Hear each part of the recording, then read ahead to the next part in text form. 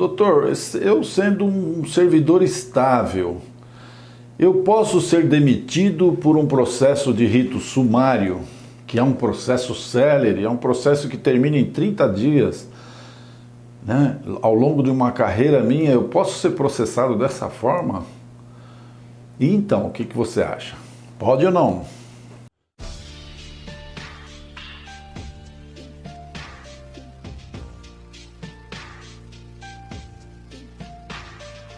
Afinal, como é que se dá a eleição do rito processual?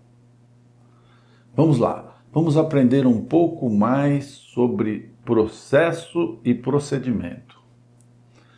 Os principais, ou melhor, os princípios, que regem o direito administrativo disciplinar são basicamente aqueles próprios do direito administrativo em geral. São importantíssimos, é importante você ter esse conhecimento, para saber onde é que você anda. Esses princípios são o princípio do devido processo legal. Segundo esse princípio, qualquer ato a ser praticado deve estar previsto em lei.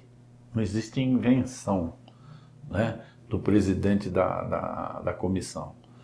Outro princípio, princípio da ampla defesa e do contraditório, que abre espaço para que o servidor justifique seus atos e se defenda.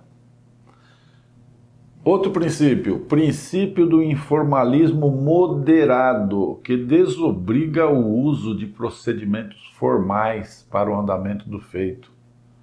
Por exemplo, você pode fazer uma petição à mão lá no cartório na hora? Pode.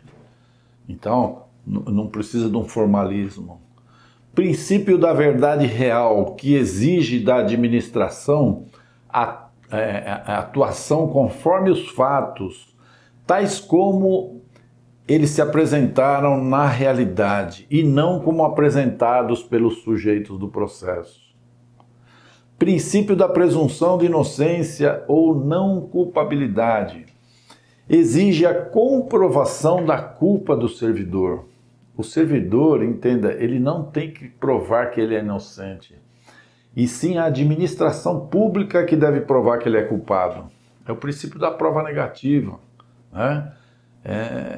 É muito importante. Princípio da motivação, que por sua vez solicita da administração a devida justificativa para a realização de suas condutas. Você quer ver um exemplo típico? Que não foi num processo administrativo, mas nós estamos falando de prova. A divulgação da íntegra do vídeo da reunião interna dos ministros, sem a menor justificativa plausível. Por quê? Porque se apurava um ato determinado e a divulgação deveria estar ligada tão somente àquele ato determinado, ou seja, a intervenção ou não do presidente da República em ato legal da Polícia Federal, em favor próprio ou em favor de terceiro, que seriam os seus filhos. Não há nenhuma razão em divulgar as falas dos ministros numa reunião interna, uma reunião que deveria ser velada, sem uma coisa interna tratando de assuntos do Estado. Ou seja, quando um ministro fala ali, isso ou aquilo, não está em julgamento se ele falou bobagem ou não, é uma reunião interna. É uma reunião que, se você fosse chefe da sua casa, você está fazendo com os seus familiares.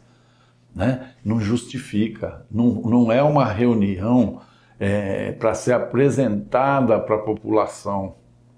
Respeitados esses princípios que nós citamos, nós podemos então ter dois tipos de procedimento para os processos administrativos, ok?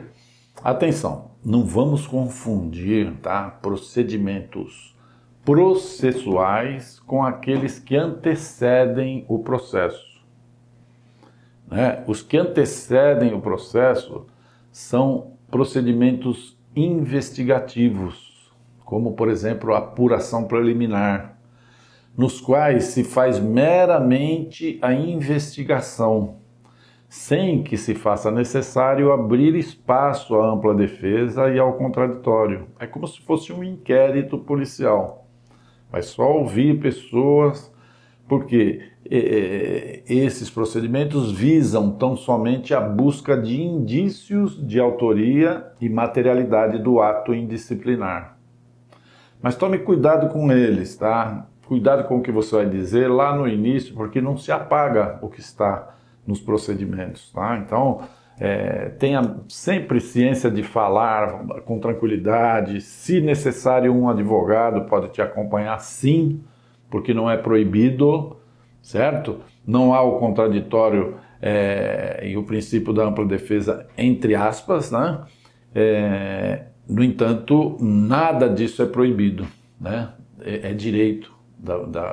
Você está acompanhado com um advogado. Respeitado então esses princípios, né, temos como resposta às questões iniciais que o funcionário estável só pode ser demitido em casos em que a lei previamente assim determine, ok? Pois, por quê? Porque não é dada à autoridade, né, que preside o processo a discricionariedade de indicar, de escolher o rito processual mais célere ou menos célere. Não é ele que pode. A lei é que previamente estipula o rito, através de uma regra que é muito simples de memorizar. Essa regra funciona assim.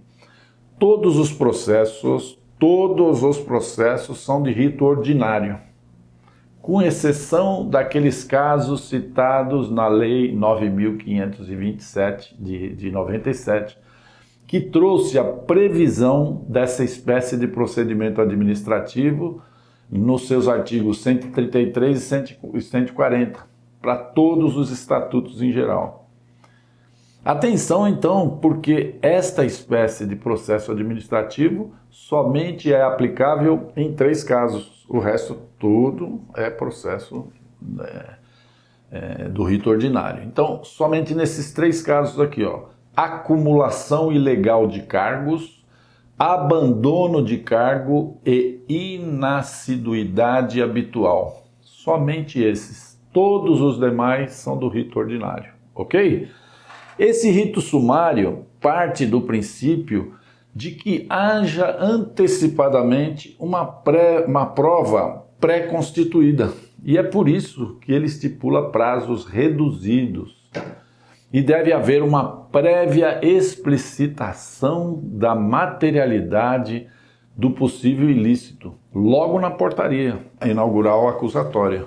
Ok? Então por hoje nós ficamos por aqui. Se você ficou com alguma dúvida, entre lá no nosso site www.projudice.com.br.